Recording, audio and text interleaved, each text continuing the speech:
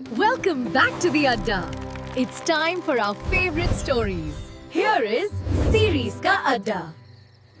ये कहानी सिर्फ एक टूटे हुए दिल की नहीं, बल्कि हया और बेहयाई के बीच की जंग की है। ये कहानी है कानपुर के एक शरीफ लड़के आमान और एक दुनियादार लड़की जोया की। आमान वो लड़का था जिसके चेहरे पर सुन्नते रसूल का नूर था और दिल में अल्लाह का खौफ। वो 5 वक्त का नमाजी था, लेकिन इंसान था, इसलिए उसका दिल जोया पर आ गया था। पिछले 4 साल से आमान ने जोया से कोई नाजायज रिश्ता नहीं रखा, बल्कि वो तहज्जुद की नमाज में अल्लाह से जोया को मांगता था। उसकी नीयत साफ थी, वो बस अपने पैरों पर खड़ा होकर जोया के घर इज्जत से रिश्ता भेजना चाहता था।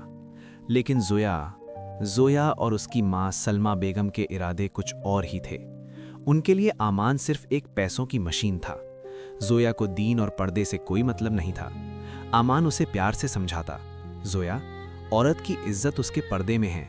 जब तुम बिना दुपट्टे के गैर मर्दों के साथ घूमती हो तो मेरा दिल दुखता है और फरिश्ते भी नाराज होते हैं। लेकिन जोया चिढ़कर कहती, उफ आमान, तुम पुराने ख्यालात के हो, ये 21st सेंचुरी है, मुझे मत रोको।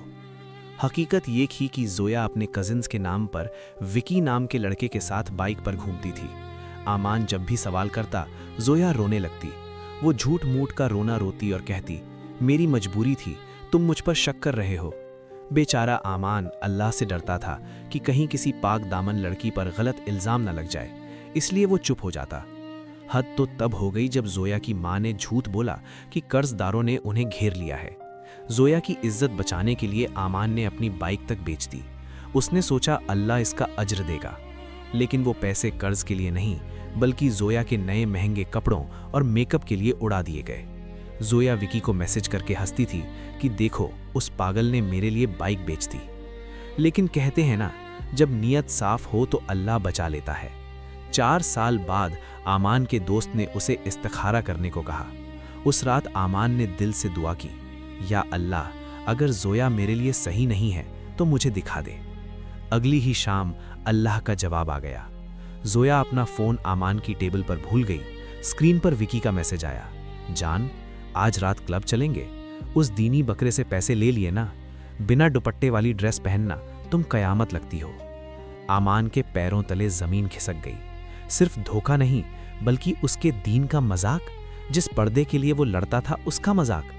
आमान ने पुरानी चैट्स पढ़ी जिसमें जोया ने लिखा था, वो आमान तो बोरिंग है, शादी तो मैं विकी से करूंगी, आमान तो बस मेरा खर्चा उठाने के लिए है।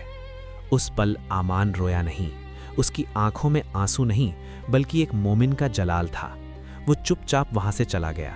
उसने जोया को एक आखिरी मैसेज भेजा, जोया, मैंने तुम्हें तहज्जुद में मांगा था, लेकिन तुम मेरी दुआओं के काबिल नहीं थी। तुमने सिर्फ मेरा दिल नहीं तोड़ा, तुमने अल्लाह की दी हुई हिदायत का मजाक उड़ाया है। जाओ, आज से तुम आज़ाद हो, लेकिन याद रखना, हराम रिश्तों की चमक टेम्पररी होती है और अल्लाह की पकड़ बहुत सख्त होती है। आमान ने अपना नंबर बदल लिया और पूरी तरह दीन और अपने काम में लग गया। वक्त का पहिया घूमा, 3 साल बीत गए। जो विकी जोया को जान कहता था, वो उसे धोखा देकर भाग गया।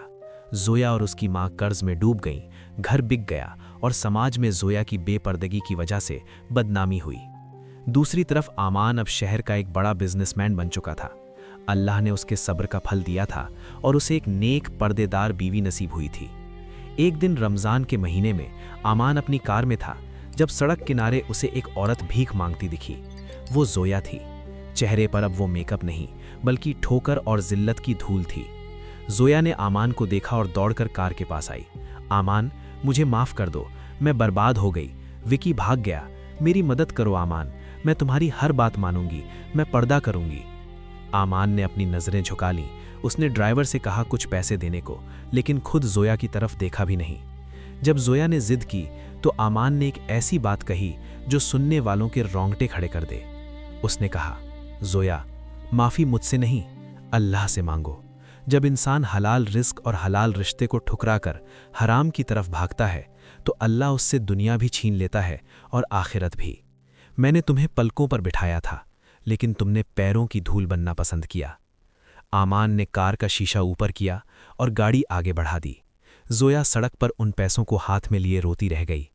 आज उसे समझ आ गया था कि सच्चा प्यार और इज्जत अल्लाह की कितनी बड़ी नेमत है। दोस्तों, इस कहानी से यही सीख मिलती है, मोहब्बत में कभी भी अपनी सेल्फ रिस्पेक्ट और अपने दीन का सौदा मत करना। और याद रखना, मकाफाते अमल यानी कर्मा वापस लौटकर जरूर आता है।